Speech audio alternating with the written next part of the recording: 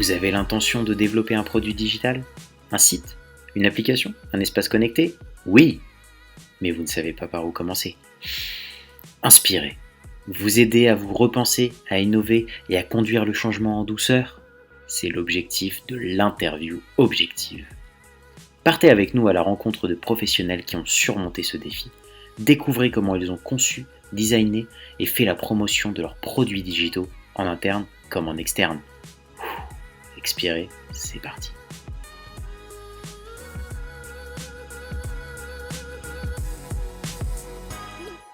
Bernard, bonjour. Bonjour, bonjour Merci. Cyril. Merci. Bonjour, merci de participer à l'interview objective sur cette saison 2, orientée autour de la gestion de produits digitaux, product management. Est-ce que vous pouvez vous présenter pour notre audience, s'il vous plaît? Oui, bien sûr. Donc, je m'appelle Bernard Gauthier. Je suis aujourd'hui ITS Business Partner pour Sanofi, plus précisément pour la partie médecine générale, France. Auparavant, j'ai travaillé pendant presque 25 ans, on va dire, dans l'IT et le digital, dans les télécoms, euh, industriels, opérateurs, start-up. J'ai fait du e-commerce, start-up de e-commerce. J'ai fait du consulting, notamment dans la banque assurance, mais aussi sur des projets de recherche. Et puis, de fil en aiguille, en consulting, je suis arrivé chez Sanofi. Et puis, il s'est trouvé que j'ai rejoint Sanofi, donc il y a 3 ans à peu près. Ok, top. Un parcours costaud. Donc, c'est toujours intéressant quand on a fait pas mal de projets digitaux, e-commerce ou produits ou outils. Ça apporte une expertise qui se consolide au fur et à mesure des projets et qui, du coup, donne des beaux résultats à la fin. Aujourd'hui, sur cette saison 2, on va démarrer les questions sur un produit que vous gérez. Je vous laisserai le présenter après. Et la question pour les utilisateurs, c'est la mesure du besoin. Comment est-ce que vous avez fait sur vos produits? Comment est-ce que vous faites sur vos produits pour mesurer l'expérience à proposer aux utilisateurs? Alors, alors sur les produits, moi je gère, enfin ça fait depuis quelques années que je gère soit des web, soit des... et je pense qu'il faut partie aux fondamentaux en fait de la pharmacie, des labos pharmaceutiques, sur tous les produits qui sont prescrits, en fait, ne peut pas publiciter, vraiment voir on pourrait dire ses clients, mais qui sont présentés des produits. Donc, en fait, il faut que ça passe à travers, en fait, soit une notoriété de marque, soit à travers les professionnels de santé. Et ce qu'on fait beaucoup chez Sanofi, c'est ce qui m'a plu, et c'est pour ça que je les ai rejoints, c'est qu'il y a il y a un vrai souci du patient. Il y a des questions autour du patient dans les équipes diabète, puisque je travaille principalement pour les équipes diabète. Et donc, l'idée, c'est effectivement d'être impliqué avec des associations de patients pour savoir, en fait, pour comprendre finalement le besoin. Et c'est vrai que quand on regarde, on voit que chez Sanofi, on est capable de finalement proposer un peu un 360 degrés pour le patient, parce qu'on a des traitements, l'insuline, on a des traitements avant l'insuline, on a des capteurs de glucose, et puis aujourd'hui, on a des solutions aussi de télémédecine, télésurveillance. Donc, on est capable de vraiment avoir cette vision complète. Et pour ajouter à cette vision, il y a beaucoup de partenariats avec des associations alors de patients diabétiques, d'enfants diabétiques, etc., de type 1 ou de type 2. Et ce qui s'est passé, c'est que pour ce besoin-là, je pense précisément à un projet un projet qui est sorti il n'y a pas très longtemps, qui est une app qui s'appelle Diab Voyage et qui est en fait un peu le compagnon couteau suisse des diabétiques qui vont être en voyage. Parce qu'en fait, on ne réalise pas la complexité, ce que c'est pour un diabétique de partir à l'étranger. Il faut faire attention où est-ce qu'on va manger, ce qu'on va manger, quelles sont les spécialités culinaires du pays, effectivement, est-ce qu'elles sont très sucrées, qu'elles sont trop grasses ou pas assez, comment je vais dire si je manque de sucre dans la rue, donnez-moi du sucre, je suis en train de faire une hypoglycémie, enfin toutes ces sortes de choses, ça a l'air comme ça, on ne s'en rend pas compte quand on vit au quotidien, mais quand on commence à essayer de se mettre les pieds euh, dans la mentalité du diabétique, effectivement, voilà, on se pose toutes ces questions. Personnellement, ayant des diabétiques dans ma famille, et des premiers chefs mon père, c'est vrai que pour moi, ça donne beaucoup de sens à ce que je fais. Donc, pour ce projet-là, en fait, la détection du besoin, c'est à l'époque, ça devait être en 2015, 2016, la directrice marketing et puis une de ses directrices régionales ont participé à un hackathon d'e-santé organisé notamment à Strasbourg, je crois avec plus ou moins l'université.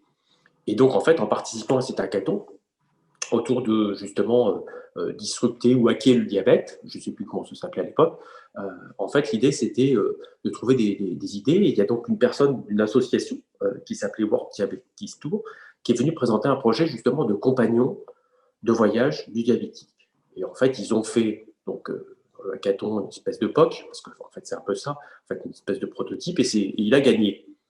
Et donc après, en fait, l'idée, ça a été de dire, tiens, Sanofi va venir le co-construire avec cette association. Ok, très intéressant. Et effectivement, on voit beaucoup d'organisations de hackathons ou d'événements, de focus group, de facathons, comme appellerait Olivier, un de nos clients, un mélange entre focus group et hackathon. Et donc, ce qui est intéressant, c'est que ce qui en sort de cette matière-là, et là, du coup, vous avez vraiment joué le jeu, vous avez poussé la chose plus loin. Et ça amène aussi à la deuxième question, c'est comment est-ce que sur un projet Sanofi, ou même par rapport à votre expérience, vous définissez le besoin utilisateur et l'expérience que vous allez créer par rapport à justement cette mesure que vous avez pu faire en amont? Alors, d'abord, dans le précis de ce projet de Diab Voyage, déjà, on est parti d'un hackathon, donc on avait déjà un peu un prototype qui avait été un peu validé quand même par l'écosystème autour, donc ça fait déjà une bonne base pour réfléchir. Ça nous a servi en fait pour faire tout ce qui est, on va dire, de l'opérationnel projet, c'est-à-dire sollicitation comment dirais-je, de sociétés, de prestataires, de partenaires, en prenant plutôt des partenaires qui avaient aussi des références dans la santé, et notamment s'agissant de la réalisation de ce projet, ça a été fait par Interaction Healthcare. Ils sont très connus, je pense aussi, parce que c'est la compagnie Jérôme Leleu qui fait beaucoup Sim for Health. Je ne sais pas si vous en avez entendu parler. Donc, ils nous ont beaucoup accompagnés là-dessus. Ils venaient avec leurs connaissances techniques et aussi de la e-santé. Et puis après, en fait, ce qu'on a fait, c'est qu'on a fait du prototypage, enfin, je ne vais pas dire de l'idéation parce qu'on avait quand même déjà une idée, mais on a travaillé et on a associé, on a co-construit avec l'association World Diabetes Tour de Delphine Arduni, enfin, c'est en tout cas avec l'aide de Delphine Arduni, comment dirais-je, cette application, en validant à chaque fois, on va dire, un peu les wireframes, donc les écrans, la navigation, les informations qu'on voulait mettre dedans. Donc voilà, donc on est parti effectivement, donc à chaque fois, on a utilisé cette expérience qui est une expérience de constat de besoin, vraiment pratique, parce qu'on a quelqu'un qui a une globe-trotteuse et qui est diabétique, voilà, et que en fait dans l'écosystème, il se trouve qu'on a aussi d'autres liens avec d'autres, soit associations de patients, soit patients, et ça nous permet aussi d'avoir ce recul, de cette analyse de l'usabilité. Est-ce que ça va être utile? Si c'est pas utile, ça n'a pas de sens de faire ça. L'idée, c'est d'être utile, évidemment, parce qu'on veut se faire connaître en tant qu'acteur diabète, mais parce que ça nous tient à cœur aussi d'aller plus loin que simplement donner un traitement et s'impliquer, parce qu'en plus, on prend des retours, et notamment ce genre de retour nous est utile aussi pour mieux réfléchir aux solutions de télémédecine, télésurveillance qu'on peut proposer. Donc ça, comment dirais-je, ça aide tout le monde, et c'est effectivement en fonctionnant de façon itérative, et en allant à chaque fois un peu plus loin. Et puis, de toute façon, c'était, comment dirais-je, l'idée, ça a été de faire aussi un système avec de la gestion de contenu pour pouvoir le rendre évolutif. C'est-à-dire que si à un moment le contenu est caduque ou qu'il n'est pas assez complet, on a derrière, en fait, une app qui fait un peu le front office et derrière un back-office de gestion de contenu qui permet d'enrichir. Effectivement, c'est toujours intéressant de travailler par le contenu aussi. Ça permet d'avoir une approche très, très experte. D'ailleurs, c'est ce qu'on fait avec nos interviews objectives, hein. C'est aussi pour faire vivre Limpide sur différentes plateformes, différents supports à travers notre communauté. Et ça marche bien, parce que c'est rencontré finalement. Voilà, exactement. Et en plus, ce qui est intéressant, c'est que justement, si on fait le parallèle entre Objective et votre projet, c'est L'objectif, c'est se rapprocher des personnes et votre projet, en fait, c'est très porté sur l'humain. On n'est pas forcément sur de l'analyse data, puisque l'outil n'existait pas forcément avant, Non, mais plutôt sur du questionnaire, de l'interview, récupérer du feedback et co-construire avec les personnes. Et c'est là où on a de la matière vraiment qualitative qui est très intéressante pour un projet parce que ça parce juste qu'en fait, l'utilité ou non, quoi. vous avez tout de suite en direct en fait le retour. C'est ce qu'on fait dans l'idéation, hein. L'idéation, typiquement, où, voilà, je test and learn, ben là, on le fait effectivement comme ça, puisqu'on a un vrai représentant ou des représentants des futurs utilisateurs euh, et qui ont des problématiques vraiment spécifiques auxquelles on veut répondre. On ne peut pas se dire, tiens, je vais faire un truc comme ça qui va marcher pour tout le monde. Non, c'est très spécifique. C'est j'ai besoin d'un vocabulaire particulier, j'ai peut-être des documents à emmener, je veux enregistrer mon traitement. Ça va m'aider à calculer la quantité de traitement en fonction de mon voyage.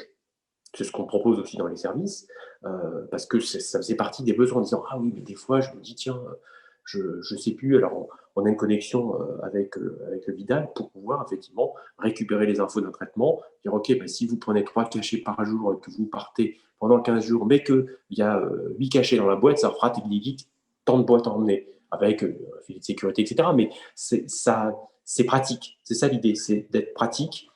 Alors, on ne prend aucune donnée, puisqu'en fait, l'idée, c'est de laisser les données sur le téléphone du patient, puisqu'on ne veut pas, voilà, on met à disposition, mais c'est pas l'idée, c'est pas d'aller capter de la donnée, c'est juste de rendre service. Puis, si on voulait capter de la donnée, il faudrait qu'ils soient d'accord, il faudrait faire un fichier CNIL, c'était très compliqué pour une valeur ajoutée assez faible, en fait.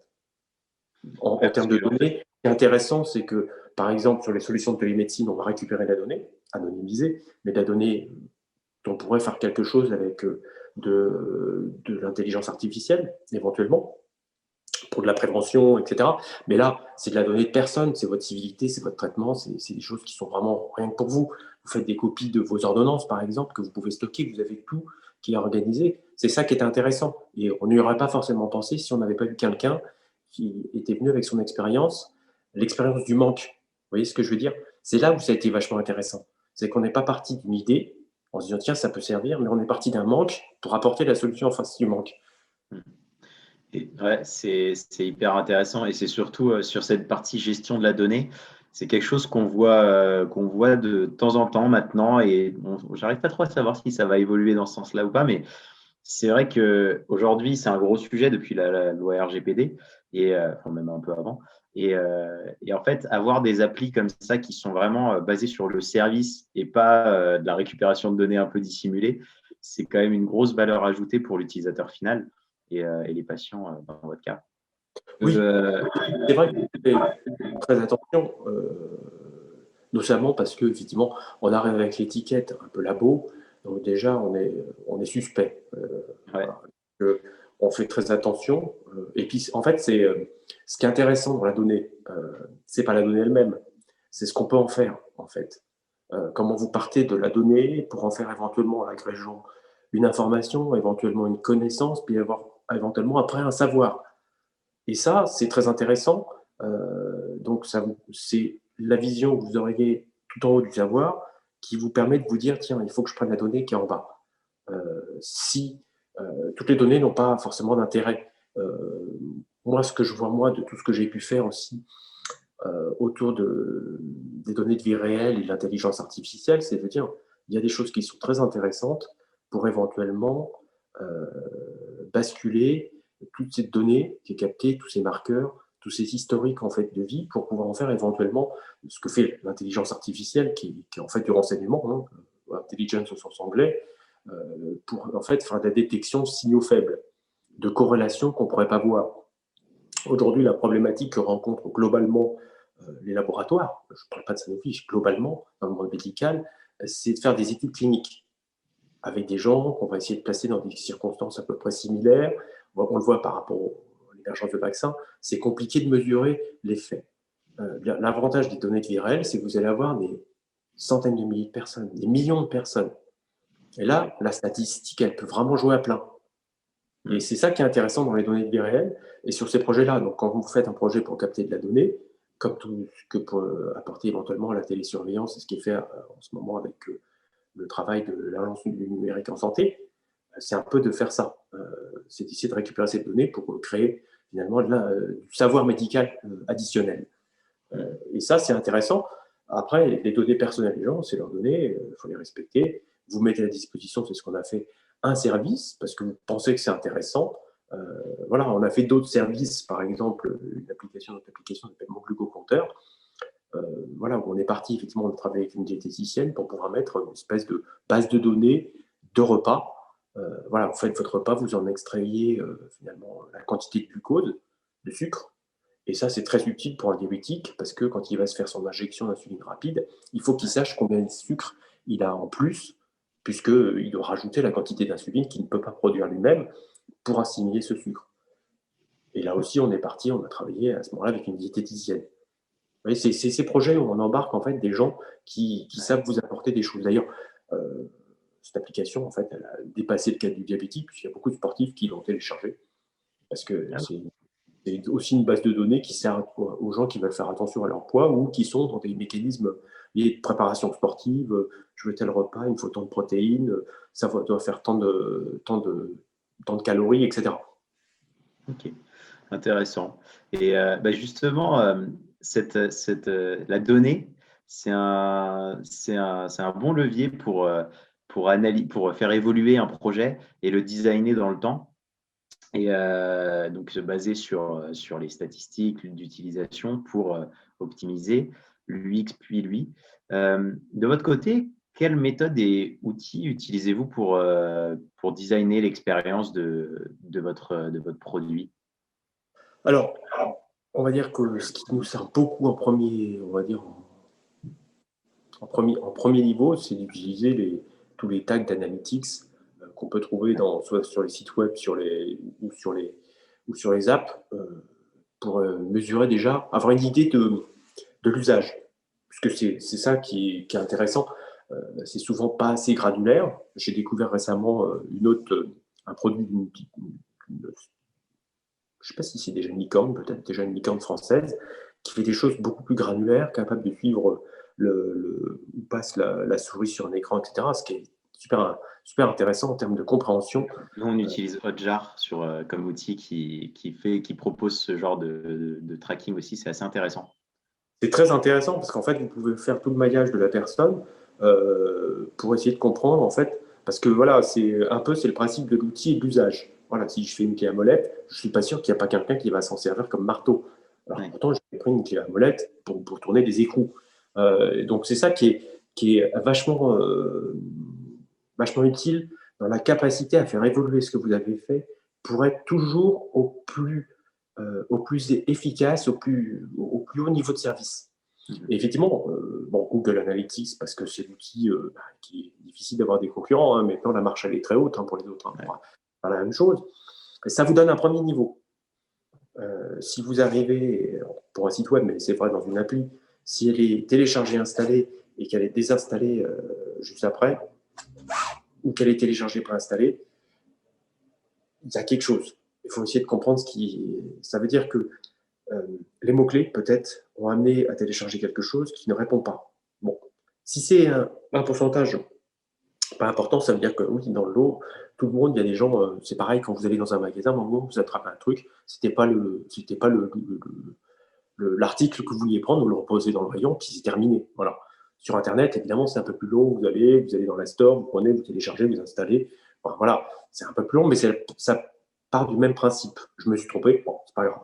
Si tout le monde se trompe, soit vous n'avez pas amené les bonnes personnes vers votre produit, soit votre produit ne correspond à personne. Voilà, c'est des choses qui arrivent. On va dire que le cimetière des apps inutiles et des sites web inutiles est quand même bien plein. Donc là, l'avantage quand on part du besoin et pas de l'idée, c'est qu'a priori, vous savez que a priori, il y a le besoin. Après, entre le besoin et y répondre, si vous partez tout seul en ayant identifié un besoin dans votre coin, un pain point, et puis vous arrivez après avec votre solution, mais vous ne l'avez pas testé, il y a beaucoup d'entrepreneurs, je pense que vous le savez certainement comme moi, qui font ça, qui se disent « Ok, j'ai trouvé le pain point, je fais mon truc dans mon coin, je ne veux surtout pas montrer mon truc parce que je vais me faire pirater mon idée. » Et quand ils arrivent, en fait, ça fait flop.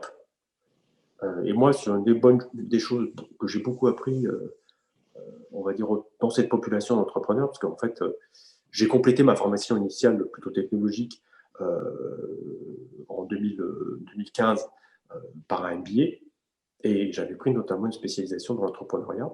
Et ce que j'ai beaucoup noté, c'est qu'en fait, il ne faut pas hésiter à partager ses idées pour pivoter, pour adapter, et pour ne pas arriver avec un truc qui ne correspond à rien.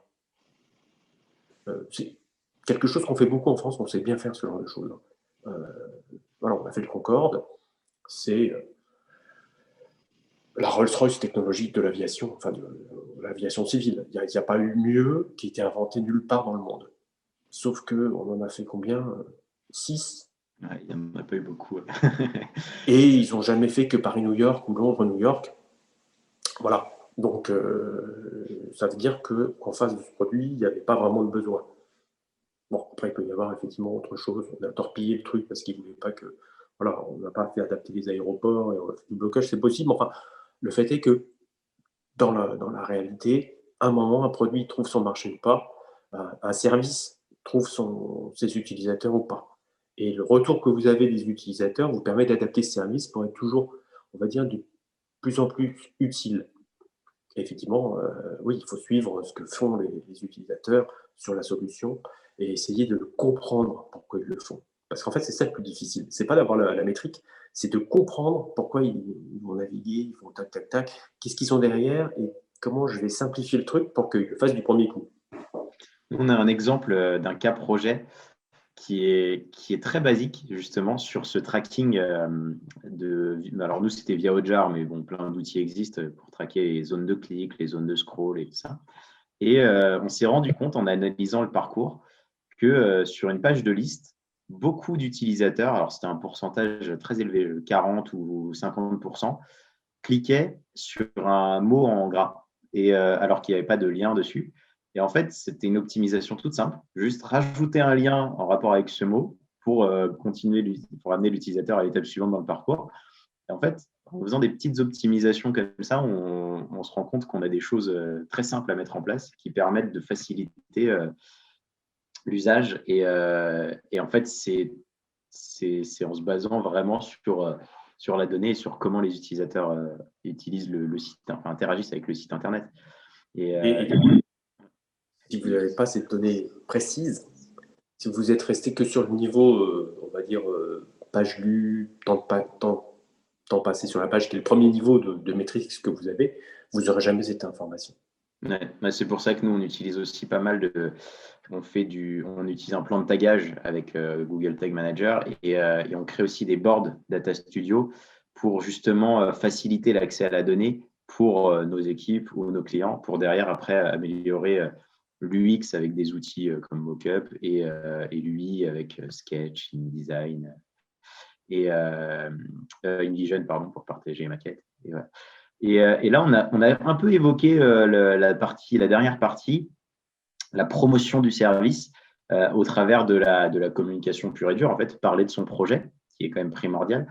Et vous, au lancement de votre app ou même d'autres projets, comment est-ce que vous assurez la promotion du service pour faire en sorte que les patients, les utilisateurs se l'approprient? Alors après, derrière, il y a déjà la promotion, on va dire, je ne vais pas dire par le bouche à oreille, mais un peu, qu'en fait, si vous avez travaillé avec une association, par exemple, mais c'est vrai pour nous, mais ça serait vrai dans d'autres cas, hein, on n'est pas, je veux dire, il y a beaucoup d'entreprises qui s'associent avec des associations de patients ou avec des associations d'utilisateurs. Là, on est dans ce cas précis du labo avec, bon là dans le cas du diabète, etc. Mais il y a d'autres exemples et c'est pareil. Déjà, vous avez associé, on va dire, un groupement d'utilisateurs. Donc là, en fait, on a une association de patients qui était qui attendaient pour l'avoir, puisqu'ils ont participé à la co-création. Donc déjà, le fait d'avoir co-créé l'outil, ils vont en être promoteurs par eux-mêmes. Ils ont déjà été, entre guillemets, bêta-testeurs, et ils vont être promoteurs. Donc déjà, vous avez une partie de promotion qui est faite comme ça. Et puis, contrairement à ce qu'on aurait pu croire, et c'est ce que j'ai découvert finalement, les diabétiques sont un groupe qui s'est bien structuré, qui communique bien, ne serait-ce que parce que c'est une affection de longue durée. surtout les diabétiques de type 1, donc qui ont fait une réaction auto-immune et qui donc ont flingué leur pancréas peut-être à 4 ans, à 3 ans, à 10 ans, enfin c'est détecté très jeune, et vous allez vite, vous aurez ça toute votre vie. Donc toute votre vie, vous allez avoir ce poids à porter. Et en fait, ils sont très structurés, ils ont lancé des communautés, etc. Donc déjà, ils ont une bonne façon de communiquer. Donc ça, c'est un très bon relais, puisque de toute façon, vous apportez un service, d'abord vous l'apportez gratuitement.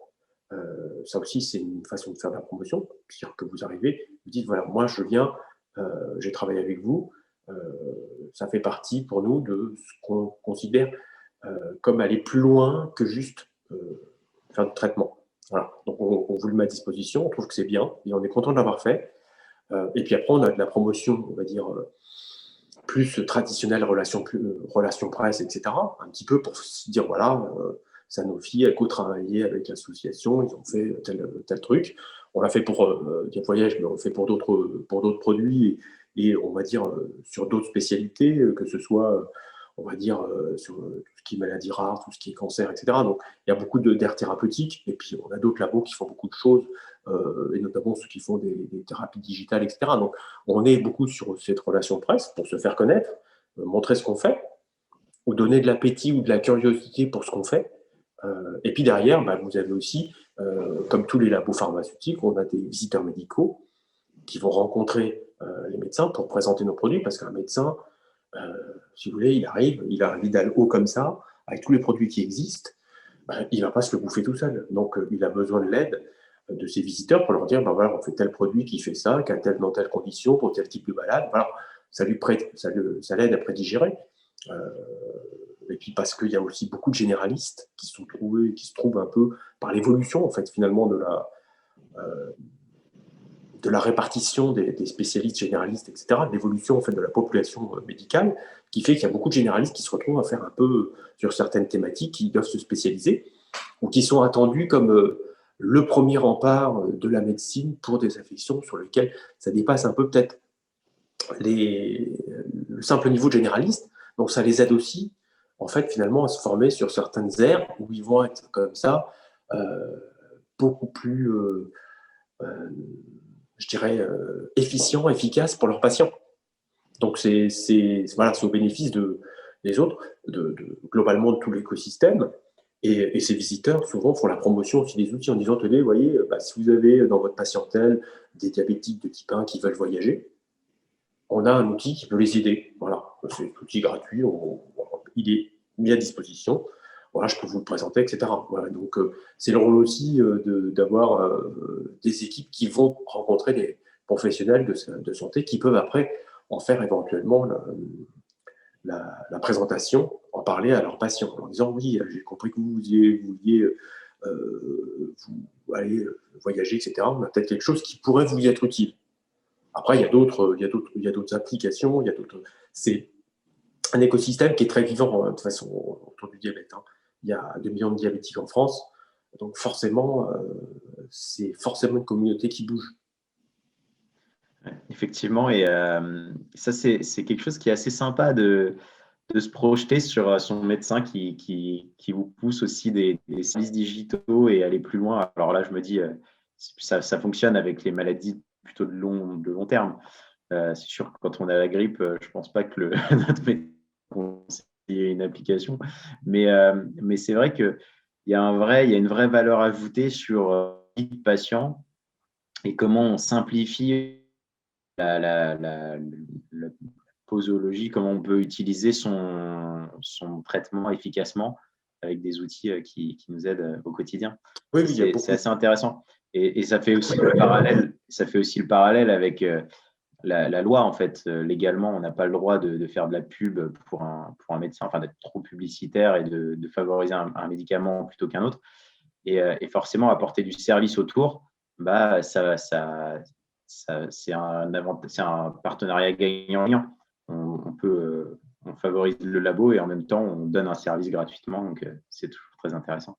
Oui, voilà. Après, je discutais l'autre jour avec un médecin, comme ça, parce que j'étais en consultation, puis ça m'intéressait de savoir un peu comment la vision que lui avait de ce genre de la visite, etc. Il m'avait dit, mais voilà, c'est là où il m'avait dit, mais vous savez, le, le médecin, alors, on va dire son cœur de métier, c'est de poser un diagnostic.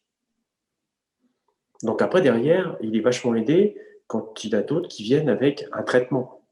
Mais le cœur du métier du médecin, c'est poser le diagnostic et après, aller chercher les différents traitements. Mais s'il est aidé dans cette mécanique de traitement, c'est pour ça, il me dit, moi, je reçois beaucoup la visite parce que ça m'aide. Moi, mon cœur de boulot, c'est de poser le diagnostic. Donc après, le traitement, c'est important, mais justement, ça ne va pas être mon expertise. Ça va être celle de ceux qui créent le traitement à partir d'un diagnostic. Et c'est là où il y a une complémentarité. J'ai trouvé ça très intéressant comme discussion. Évidemment, je n'y allais pas pour ça, parce que je suis le médecin pour le suivi. Je crois que c'était peut-être pour faire un truc, pour avoir une, comment on appelle ça, une attestation pour pouvoir pratiquer du sport. Mm-hmm. Et donc, forcément, il y a une visite, c'est normal. Et ça m'a donné, voilà, je me suis dit, tiens, je pose la question comme ça, c'est toujours intéressant. Effectivement, et je me suis dit, tiens, c'est vrai que vu comme ça, c'est beaucoup plus intéressant, effectivement, et c'est complémentaire, c'est quelque chose. Voilà, vous voyez, vous parliez de revenir à l'utilisateur ou machin pour avoir ce feedback, c'est un peu, c'est comme ça que j'ai posé la question aussi par curiosité, pour sentir un peu le retour, et effectivement, cette complémentarité. Et puis, c'est l'idée des complémentarités des outils. Des outils pour aider, on va dire, à accompagner, alors surtout, effectivement, sur les affections de longue durée, puisque c'est là où, effectivement, il faut tenir dans la durée. Et tenir dans la durée, c'est pas facile. Donc, c'est bien d'être aidé. C'est vrai sur le diabète, mais il y a d'autres affections de longue durée. Je sais qu'il y a eu dernièrement une thérapie digitale qui a été reconnue voilà, dans l'accompagnement du cancer. Voilà, je trouve ça très intéressant, ce qu'on est capable de faire avec le digital pour aider ceux qui ont des affections de longue durée. Et c'est une bonne conclusion sur ces produits projets digitaux autour justement de la santé. Sanofi, vous êtes très actif là-dessus. On a eu pas mal de projets qui sont lancés, d'autres labos aussi, bien sûr, et notre client Ipsen notamment. Mais ça, c'est vraiment intéressant de voir comment on peut lier le digital à la santé et faire en sorte, surtout, c'est ce qu'on a dit pendant cette interview, que ce ne soit pas un gadget, mais que ce soit vraiment basé sur un besoin utilisateur et que ça fonctionne, quoi. Oui, surtout que c'est un impact. Ça apporte quelque chose, un bénéfice. Et moi, j'avoue que je trouve ça assez impressionnant. Je reste souvent impressionné par, effectivement, cette capacité que peuvent avoir certains outils digitaux à avoir un impact médical. Vraiment, c'est une source d'étonnement, mais c'est un bel étonnement. Mais c'est vrai que des fois, c'est pas forcément des choses que j'aurais pensé. Et donc, je trouve ça, ouais, c'est un vrai plaisir de travailler dans cet écosystème parce que effectivement, c'est source de nouvelles découvertes et ça stimule votre curiosité et en même temps, ça donne du sens à ce qu'on fait. Effectivement. Merci Bernard d'avoir participé à cette Merci interview. Avec grand plaisir de partager. Moi, j'aime beaucoup partager mon expérience. C'est pour ça que j'ai pris des alternants là où on est, parce que je trouve que c'est très important aussi de partager. Et j'aime bien ça. Donc, ça a été un vrai plaisir d'être accueilli, Plaisir partagé. rapide, et pour pouvoir faire cette interview. Merci et à bientôt. À très bientôt. Alors, convaincu ? Vous avez l'ambition de changer le quotidien de votre entreprise en développant votre produit digital ? En tant qu'agence, Limpide vous accompagne et vous forme au métier du product management. Contactez-nous.